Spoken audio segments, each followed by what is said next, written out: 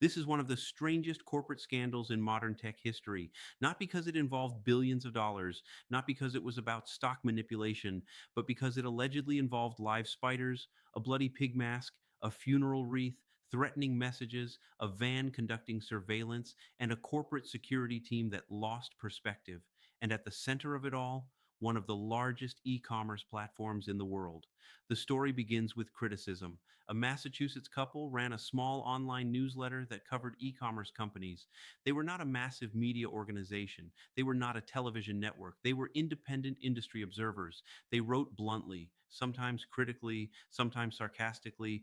They covered corporate decisions, executive compensation, policy changes, including commentary about how much money the chief executive officer of the company was making. According to court filings, that commentary reportedly irritated leadership, and irritation escalated.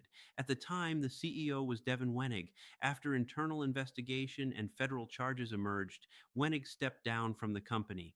While he denied knowledge of the criminal actions, prosecutors later stated that certain executives were involved in internal discussions that set events in motion. What happened next reads like fiction. Federal prosecutors described it as a coordinated harassment campaign. The goal, according to charging documents, was to intimidate the couple and silence their criticism. It started digitally, threatening social media messages, anonymous communications, but it quickly escalated beyond online harassment. The couple began receiving packages, not normal packages, disturbing packages. Among them were live spiders, live insects sent to their home, a bloody pig mask, a funeral wreath, books about coping with the death of a spouse, messages suggesting they were being watched. At one point, their home address was allegedly posted online in connection with false advertisements suggesting it was a location for sexual encounters. This is where the story crosses from corporate retaliation into something darker, because the harassment was not abstract. It was personal, it was physical, it was designed to instill fear. Federal prosecutors later revealed that members of the company's security team had traveled from California to Massachusetts. They rented a van, they conducted surveillance, they followed the couple. Court records indicate the employees discussed installing GPS tracking devices on the couple's vehicle. They allegedly considered breaking into their garage. They brainstormed ways to escalate psychological pressure.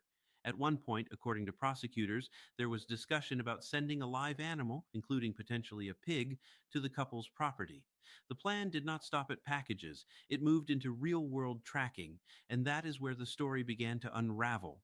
The couple noticed something. They observed a van following them, suspicious behavior, surveillance patterns. They documented it, they reported it, and eventually that van was linked back to individuals associated with the company. That connection triggered deeper investigation. Federal authorities stepped in. What they uncovered shocked the tech world. Multiple former employees were charged with federal crimes, including conspiracy to commit cyber stalking. Several pleaded guilty. Internal communications revealed language that was aggressive, retaliatory, and dismissive of consequences. The harassment campaign had moved from anger over media criticism to a coordinated attempt to intimidate private citizens.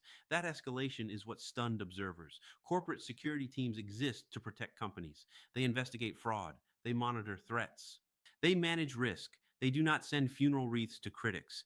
They do not allegedly post false sexual ads targeting someone's home. They do not track families. Yet, in this case, federal prosecutors described exactly that. The CEO at the time, Devin Wenig, later stepped down. The company stated that he was not criminally charged and that he denied prior knowledge of the harassment campaign. However, prosecutors indicated that internal frustration over the newsletter's coverage of executive compensation had been expressed at high levels. The company conducted internal reviews. Executives were terminated. Public statements condemned the actions, but the damage was done. The scandal quickly became one of the most bizarre episodes in modern corporate history because it forced uncomfortable questions. How does criticism trigger this level of response? How does internal culture allow escalation from annoyance to intimidation? What happens when power and ego collide without accountability? Corporate environments can become insulated. Criticism can feel personal when reputations are involved. Executive compensation discussions often trigger defensiveness, but in healthy organizations, criticism is addressed through communication, or ignored, or legally challenged, not weaponized. The harassment campaign included efforts to psychologically destabilize the couple, sending books about grief, delivering a funeral wreath, mailing grotesque items meant to shock, posting false information online. The intent, prosecutors argued, was to silence and terrorize. This was not an internet prank. It was not a rogue troll acting alone. It involved multiple employees, travel, coordination, resources. That coordination is what transformed it into a federal criminal case. Eventually, several former employees pleaded guilty. Sentences included prison time, fines, probation. The company itself faced lawsuits and reputational damage.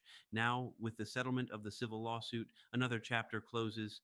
But the cultural shock remains because this was not about financial fraud. It was about retaliation. It was about intimidation. It was about how fragile leadership can become when challenged publicly.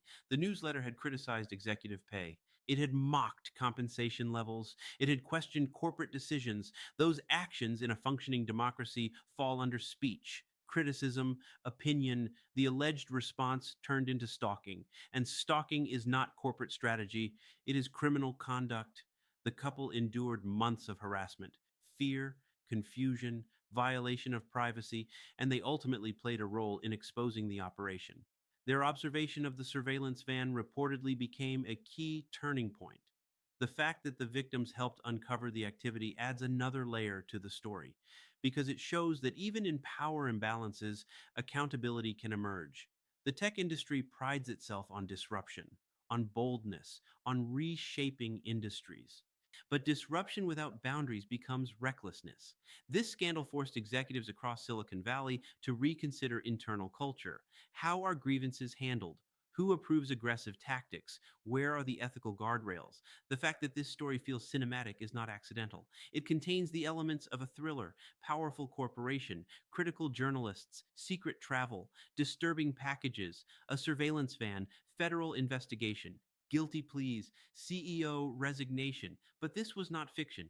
It was real. It unfolded in courtrooms, and it left a permanent mark on corporate cautionary history. The settlement may resolve financial claims, but the reputational lesson lingers. In the digital age, criticism is constant, public commentary is relentless. But retaliation carries consequences. And in this case, those consequences extended from courtroom charges to executive fallout. The scandal is now permanently part of corporate lore, a reminder that the greatest risk to an organization is often not outside criticism. It is internal decision making under pressure, because sometimes the most damaging act is not what critics say, it is how leadership responds. And in this case, that response became one of the most bizarre corporate scandals of the decade.